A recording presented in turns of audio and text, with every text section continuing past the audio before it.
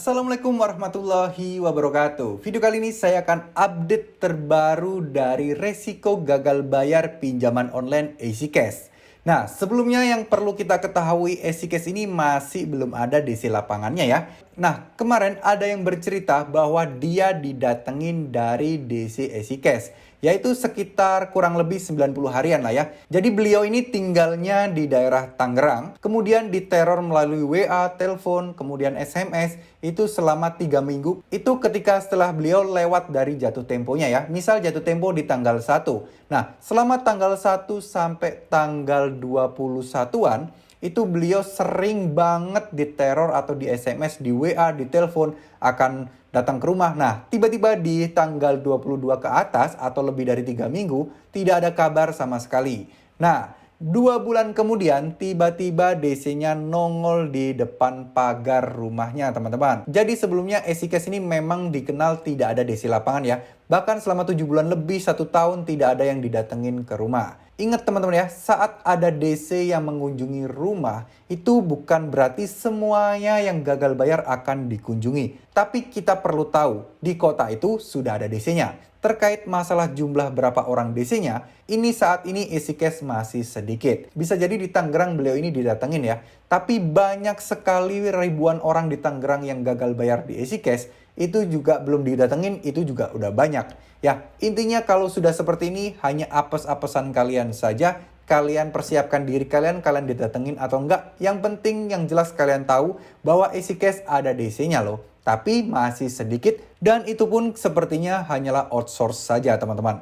So, buat kalian gak usah khawatir meskipun EasyCash ada DC lapangan dan kalian bisa didatengin ke rumah. Gak perlu khawatir, tenang saja karena ini bukan masalah yang berat. DC-nya pun pasti DC outsource yang baru-baru ya teman-teman. Gak perlu khawatir, kalian datengin aja, kalian tanggepin aja seperti biasa. Biasanya untuk kunjungan pertama atau datang pertama, itu mereka masih ramah-ramah, masih memberikan surat, masih bertanya-tanya kapan bayar ya. Gitu-gitulah, standar aja lah. Itu kalian biasa aja, kalian tanggepin, akan diusahakan. Udah, titik. Gak usah banyak ngomong panjang lebar. Kalau kalian ngomong panjang lebar, intinya mereka akan lama di rumah kalian. Kalian bilang aja surat tagihannya kalian terima dan kalian akan usahakan secepatnya. Udah, cukup itu aja. Tidak ada hal yang menakutkan. DC-nya pun tidak begitu galak dan juga bicara baik-baik. Ingat ya, kalau baru kunjungan pertama itu mungkin memang masih ramah-ramah aja. Dan kalian gak perlu pusing, gak perlu khawatir kalau kalian akan didatengin ke depannya teman-teman. Jadi gitu ya teman-teman. Sepertinya DC EasyCash ini mulai ada tapi memang masih outsource dan